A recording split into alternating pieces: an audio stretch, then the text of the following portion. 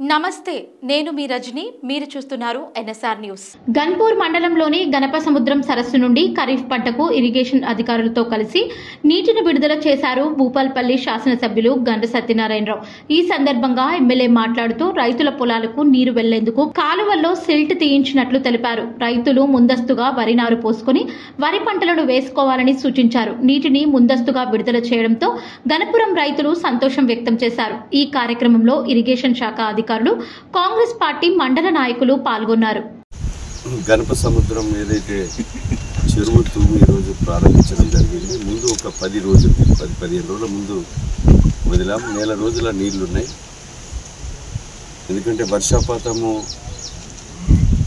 కురుస్తుందనేటువంటి పూర్తి నమ్మకం ఉంది। ఒకవేళ అటు ఇటు అయినా కూడా రామప్ప నుంచి వంగపల్లి వారి చెరువు నుండి వంగపల్లి చెరువు నుండి గణపసముద్రంకు నీటి కొరత కూడా ఏదైతే మనము ఈ యొక్క మిషన్ భగీరథ నీళ్ళ కొరకు కానీ ఇది రైతుల కొరకు కూడా ఉపయోగపడే విధంగా నీళ్లు కూడా విడుస్తాం। రైతులందరూ సకాలంలో ముందు ఏదైతే నార్లు పోచుకొని మీరు నాట్లు వేసుకొని ముందు జాగ్రత్తగా, ఎందుకంటే టేకుమట్ల మొగుళ్ళపల్లి ఈ యొక్క చుట్టుపక్కల ప్రాంతాలు కూడా మనకు వాళ్ళకు నెల రోజుల ముందు వెనుక మనం వేస్తున్నాం। ముందు జాగ్రత్తగా ఉంటే పంటలు నష్టపడకుండా వాతావరణము ప్రకృతికి అనుకూలంగా పంటలు వేసుకునే విధంగా రైతులు వెంటనే నార్లు పూసుకొని నాట్లు వేసుకునే విధంగా చర్యలు చేపట్టాలనే ఉద్దేశంతో ఈరోజు మరి గణపసముద్రం చెరువు తూము నీటిని విడుదల చేయడం జరిగింది। రైతులు సకాలంలో దీన్ని వాడుకొని ఉపయోగించుకోవాల్సిందిగా రైతులందరికీ కూడా విజ్ఞప్తి చేస్తున్నాం। ఆంధ్రప్రదేశ్లోని అల్లూరి సీతారామరాజు మన్యం జిల్లా మారేడుపల్లి అటవీ ప్రాంతంలో ఎన్కౌంటర్ జరిగింది। ఎదురు కాల్పుల్లో 3 మావోయిస్టులు చనిపోయారు। సెంట్రల్ కమిటీ సభ్యుడు గాజర్ల రవి అలియాస్ ఉదయ్, మహిళా కీలక నేత చలపతి భార్య అరుణ మరొకరు మృతి చెందారు। ఘటనా స్థలం నుంచి AK-47 రైఫిల్స్, మందుగుండు సామాగ్రి, సాహిత్య పుస్తకాలను భద్రతా బలగాలు స్వాధీనం చేసుకున్నాయి। అరుణపై 10 లక్షల రివార్డు ఉంది। జయశంకర్ భూపాల్పల్లి జిల్లా టేకుమట్ల మండలంలోని వెలిశాల గ్రామానికి చెందిన మావోయిస్టు పార్టీ అగ్రనేత గాజర్ల రవి అలియాస్ ఉదయ్ మృతి చెందడంతో కుటుంబ సభ్యులు, బంధుమిత్రులు శోకసంద్రంలో మునిగారు। 4 దశాబ్దాల క్రితం పీపుల్స్ వార్ ఉద్యమంలోకి వెళ్లిన గాజర్ల రవి అంచెలంచెలుగా ఎదిగారు। దళ సభ్యుడి స్థాయి నుంచి కేంద్ర కమిటీ స్థాయికి ఎదిగారు। ఉమ్మడి రాష్ట్రంలో ప్రభుత్వంతో మావోయిస్టులు జరిపిన శాంతి చర్చల్లో ప్రతినిధిగా ఉన్నారు। గాజర్ల రవిపై 25 లక్షల రివార్డు ఉంది। తెలంగాణలో సంచలనం సృష్టించిన ఫోన్ ట్యాపింగ్ పై ఏపీ కాంగ్రెస్ అధ్యక్షురాలు వైఎస్ షర్మిల కీలక కామెంట్స్ చేశారు। తన ఫోన్ కూడా ట్యాపింగ్ జరిగిందని ఆమె చెప్పారు। ఈ కేసులో ప్రధాన సూత్రధారి అయిన మాజీ SIB chief Prabhakar Rao supreme ఆదేశాల మేరకు భారత్ కి వచ్చి సిట్ విచారణకు హాజరయ్యారు। ఇప్పటి వరకు ఆయనను 3 సార్లు విచారించిన అధికారులు ఈ కేసులో దూకుడు పెంచారు। మరోసారి ఈ కేసులో నిందితులైన ప్రణీత్ రావు వంటి వారిని మళ్లీ విచారిస్తూ కీలక సమాచారాన్ని సేకరిస్తున్నారు। ఈ క్రమంలో వైఎస్ షర్మిల ఫోన్ ట్యాపింగ్ పై స్పందించారు। బుధవారం ఆమె మీడియాతో మాట్లాడుతూ తెలంగాణలో ఫోన్ ట్యాపింగ్ నిజమేనని చెప్పారు। బైబిల్ మీద ప్రమాణం చేసి చెప్తున్నా ఫోన్ ట్యాపింగ్ జరిగిందన్నది వాస్తవమే। నా ఫోన్, నా భర్త ఫోన్, నా దగ్గర వాళ్ళ ఫోన్లు ట్యాప్ చేశారు। ఫోన్ ట్యాప్ జరిగినట్లు స్వయంగా వైవి సుబ్బారెడ్డి నిర్ధారించారు। ఫోన్ ట్యాపింగ్ విషయంలో విచారణకు ఎక్కడికి రమ్మని చెప్పినా వస్తా। ఫోన్ ట్యాపింగ్ పై ఇరు రాష్ట్రాల ముఖ్యమంత్రులు రేవంత్ రెడ్డి, చంద్రబాబు విచారణ వేగవంతం చేయాలి। తెలంగాణ మాజీ సీఎం కేసీఆర్, జగన్ సంబంధం ముందు రక్త సంబంధం కూడా చిన్నబోయిందని షర్మిల పేర్కొన్నారు। చేశారు, అందులో భాగంగానే ఈ ఫోన్ ట్యాపింగ్ కూడా చేశారు। జగన్మోహన్ రెడ్డి గారు నా మీద చేసిన అత్యాచారాలలో ఫోన్ ట్యాపింగ్ అనేది చాలా చిన్నది। అసలు నేను ఊపిరి తీసుకోవడమే కష్టం చేశారు జగన్మోహన్ రెడ్డి గారు। కనుక ఆ రోజుల్లో నేను తెలంగాణలో పొలిటికల్ అరీనాలో ఉన్న కేసీఆర్కి వ్యతిరేకంగా పోరాటం చేస్తున్నా జగన్మోహన్ రెడ్డి గారికి ఏ సంబంధం లేనప్పటికీ నన్ను తొక్కేయాలి అన్న గట్టి ప్రయత్నం చేస్తున్నాడు। ఇంతమంది ఇన్ని ఫోర్సెస్తో పోరాటం చేయడం వాస్తవానికి నాకు చాలా కష్టంగా ఉండింది। వాహన వాహనదారులకు కేంద్ర ప్రభుత్వం శుభవార్త అందించింది. జాతీయ రహదారులపై ప్రయాణంపై కీలక నిర్ణయం తీసుకుంది. త్వరలో ఫాస్టాగ్ వార్షిక పాస్ ను అందుబాటులోకి తీసుకురానున్నట్లు ప్రకటించింది. ఈ వార్షిక పాస్ స్వాతంత్ర దినోత్సవం సందర్భంగా ఆగస్టు 15వ తేదీ నుంచి అందుబాటులోకి రానుంది. ఈ పాస్ కావాలంటే 3,000 చెల్లించాల్సి ఉంటుంది. దీంతో 200 ట్రిప్పులు చెల్లుబాటు అవుతుంది. ఈ విషయాన్ని కేంద్ర మంత్రి నితిన్ గడ్కరీ ఎక్స్ లో పోస్ట్ చేశారు. కారు, జీపులు, వ్యాన్లు వంటి నాన్ కమర్షియల్ వాహనాలకు ఇది వర్తిస్తుంది. దేశవ్యాప్తంగా అన్ని జాతీయ రహదారులపై ఇది పనిచేస్తుంది. ఇది అందుబాటులోకి రావడం వల్ల టోల్ గేట్ల వద్ద వేచి ఉండటం, వివాదాలు తగ్గే అవకాశం ఉంది.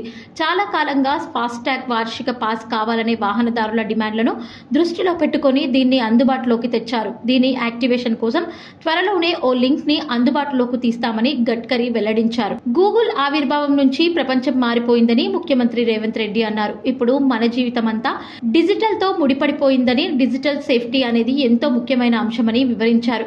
గూగుల్ సేఫ్టీ ఇంజనీరింగ్ సెంటర్ ను ప్రారంభించిన సీఎం రేవంత్ రెడ్డి మాట్లాడుతూ జీఎస్సీ హైదరాబాద్ లో ఏర్పాటు చేయడం ఆనందంగా ఉందని స్పష్టం చేశారు. గూగుల్ అనేది ఇన్నోవేటివ్ కంపెనీ అని, మాది ఇన్నోవేటివ్ ప్రభుత్వం అని, నైపుణ్యాలు పెంచేందుకు స్కిల్ వర్సిటీ ఏర్పాటు చేశామని రేవంత్ వివరించారు. ఉత్తమ పెట్టుబడులకు గమ్యస్థానంగా తెలంగాణ మారుతోందని, తెలంగాణ రైజింగ్ లో భాగంగా 1 కోటి మంది మహిళలను కోటీశ్వరులుగా మారుస్తామని పేర్కొన్నారు. తెలంగాణ మహిళలు ధనిక పెట్టుబడిదారులకు పోటీదారులుగా మారుతున్నారని కొనియాడారు. కాంగ్రెస్ హయాంలో సెటిల్మెంట్లకు అడ్డాగా పోలీస్ స్టేషన్లు మారాయని బీఆర్ఎస్ వర్కింగ్ ప్రెసిడెంట్ కేటీఆర్ విమర్శించారు. తన భూమిని కాంగ్రెస్ నేత కబ్జా చేశాడని ఫిర్యాదు చేస్తే ఉల్టా తమ పార్టీ నేత కర్కబోయిన కుంటయ్యపై కేసు బనాయించి వేధించడంతో ఆయన ఆత్మహత్య చేసుకున్నాడని ఆరోపించారు. సివిల్ మ్యాటర్లో దూరి పోలీసులు సెటిల్మెంట్ అరాచకాలు చేయడం సమాజానికి ఎంత మాత్రమూ మంచిది కాదన్నారు. కాంగ్రెస్ నేత భూమిని కబ్జా చేయడంతో ఆత్మహత్య చేసుకున్న బీఆర్ఎస్ మాజీ ఎంపీటీసీ కర్కబోయిన కుంటయ్య కుటుంబాన్ని పార్టీ వర్కింగ్ ప్రెసిడెంట్ కేటీఆర్ ఇవాళ సిరిసిల్లాలో పరామర్శించారు. ఈ సందర్భంగా కేటీఆర్ మీడియాతో మాట్లాడారు. కాంగ్రెస్ నాయకులు ఏం చెబితే అది చేయడాన్నే డ్యూటీగా భావించి పోలీసులు విచ్చలవిడిగా ప్రవర్తిస్తున్నారని మండిపడ్డారు. కుంటయ్య చావుకు కారణమైన పోలీసులపై చర్యలు తీసుకునే వరకు న్యాయ పోరాటం చేస్తామని హెచ్చరించారు. తాము అధికారంలో ఉన్న 10 ఏళ్ల కాలంలో బీఆర్ఎస్ నేతలు ఎవరు కూడా ఇంత చిల్లర లేఖి పనులు చేయలేదన్నారు. ప్రముఖ తమిళ నటుడు ఆర్యకు ఐటీ శాఖ అధికారులు షాక్ ఇచ్చారు. ఆయన నివాసంలో ఆకస్మిక దాడులు నిర్వహించారు. పన్ను ఎగవేత ఆరోపణల నేపథ్యంలో ఈ దాడులు నిర్వహించినట్లు సమాచారం. చెన్నైలోని అన్నానగర్ తో పాటు వివిధ ప్రాంతాల్లో ఉన్న సీషెల్ రెస్టారెంట్లపై సోదాలు చేపట్టారు. గతంలో రెస్టారెంట్ చైన్ తో సంబంధం ఉండటంతో ఆర్య నివాసంలోనూ తనిఖీలు జరిపారు. ఈ రోజు ఉదయం ఐటీ అధికారులు సీషెల్ రెస్టారెంట్ల కార్యాలయాల శాఖలకు చేరుకున్నారు. అన్నానగర్లోని బ్రాంచ్ లో ఉదయం 8 గంటలకు పోలీసుల బందోబస్తు నడుమ సోదాలు ప్రారంభించారు. అదే సమయంలో పూనమల్లి హైరోడ్ లో ఉన్న ఆర్య నివాసంలో మరో ఐటీ బృందం సోదాలు చేపట్టింది. గతంలో ఆర్య ఈ రెస్టారెంట్ చైన్ ను ప్రారంభించారు. కానీ ఆ తర్వాత ఈ రెస్టారెంట్లను కేరళకు చెందిన కుంతి మూసా అనే వ్యాపారవేత్తకు విక్రయించినట్లు సమాచారం. దీంతో సీషెల్ రెస్టారెంట్లతో తనకు సంబంధం లేదని ఆర్య స్థానిక మీడియాతో చెప్పారు. హనీమూన్ హత్య కేసులో మరో ట్విస్ట్ చోటు చేసుకుంది. ఈ కేసులోకి కొత్తగా సంజయ్ వర్మ అనే వ్యక్తి పేరు వచ్చి చేరింది. సోనంతో సంజయ్ వర్మ 119 ఫోన్ కాల్స్ మాట్లాడినట్టు పోలీసుల దర్యాప్తులో వెల్లడైంది. మార్చి 1 నుంచి 25 తేదీల మధ్య సోనం, సంజయ్ వర్మ ఈ కాల్స్ మాట్లాడుకున్నట్లు పోలీసులు గుర్తించారు. అయితే ప్రస్తుతం Sanjay Varma phone switch off చేసి ఉంది. ఈ క్రమంలో రాజ రఘువంశీ హత్య కేసులో సంజయ్ వర్మ ప్రమేయం ఏమైనా ఉందా అనే కోణంలో దర్యాప్తు చేస్తున్నట్లు పోలీసులు తెలిపారు. అతడి గురించి వివరాలు తెలుసుకోవడానికి నిందితులను విచారిస్తున్నామని చెప్పారు. కాగా ఈ కేసులో సోనం తల్లిదండ్రులు, కుటుంబ సభ్యులకు నార్కో టెస్ట్ చేయాలని ఇటీవల మృతుడి సోదరుడు పోలీసులను కోరాడు. తన సోదరుడిని హత్య చేసింది కిరాయి గుండాలని ముందుగా అనుకున్నప్పటికీ దర్యాప్తులో మాత్రం వారు సోనం ప్రియుడు, స్నేహితులని తేలిందని మృతుడు రాజరఘువంశీ సోదరుడు చెప్పారు. ఈ హత్యలో మరింత మంది ప్రమేయం ఉండవచ్చని అనుమానం వ్యక్తం చేశారు. కేసులో మరిన్ని విషయాలు తెలుసుకోవాలంటే సోనం తల్లిదండ్రులు, ఇతర కుటుంబ సభ్యులను నార్కో టెస్ట్ చేయాలని డిమాండ్ చేశారు. గుజరాత్ లోని అహ్మదాబాద్ లో జూన్ 12న జరిగిన ఎయిర్ ఇండియా విమాన ప్రమాదం నుంచి ప్రాణాలతో బయటపడిన ఒకే ఒక ప్రయాణికుడు విశ్వాస్ కుమార్ రమేష్ గాయాల నుంచి కోలుకున్నాడు. దీంతో అహ్మదాబాద్ సివిల్ హాస్పిటల్ నుంచి అతన్ని డిశ్చార్జ్ చేశారు. అదే విమాన ప్రమాదంలో మరణించిన రమేష్ సోదరుడు అజయ్ మృతదేహాన్ని DNA టెస్ట్ ద్వారా గుర్తించారు. లండన్ నుంచి గుజరాత్ చేరుకున్న రమేష్ కుటుంబానికి అప్పగించారు. బుధవారం డయ్యూలో అతడి సోదరుడి మృతదేహాన్ని అంత్యక్రియలు జరిగాయి. గాయాల నుంచి కోలుకున్న రమేష్ ఇందులో పాల్గొన్నాడు. సోదరుడి పాడె కూడా మోశాడు. జోగులాంబ గద్వాల్ జిల్లా రాజోలి మండలం పెద్ద దన్వాడలో ఇథనాల్ కంపెనీకి వ్యతిరేకంగా ఆందోళన చేసిన 12 మంది అన్నదాతలపై పోలీసులు కేసు నమోదు చేసి రిమాండ్కి తరలించిన విషయం తెలిసిందే. ఇవాళ రిమాండ్ ముగియడంతో వారిని మహబూబ్ నగర్ కోర్టు నుంచి అలంపూర్ కోర్టులో హాజరుపరిచేందుకు పోలీసులు తీసుకెళ్లారు. అయితే రాజోలి రైతులకు సంకెళ్లు వేసి అలంపూర్ కోర్టులో హాజరుపరచడం చర్చనీయాంశమైంది. నేరస్తులలాగా రైతులకు బేడీలు వేసి కోర్టులో హాజరుపరచడాన్ని అన్నదాతలు తప్పుపడుతున్నారు. ఇథనాల్ కంపెనీకి వ్యతిరేకంగా పోరాడి జైలుకు వెళ్లిన 12 మంది రైతులకు నిన్ననే బెయిల్ మంజూరైంది. ఈ నెల 4న జైలుకెళ్లిన వీరికి 14 రోజుల తర్వాత కండిషన్ బెయిల్ మంజూరైంది. బెయిల్ వచ్చాక కూడా రైతులకు బేడీలు వేయడం ఎంతవరకు సమంజసమని పలువురు ఆగ్రహం వ్యక్తం చేస్తున్నారు.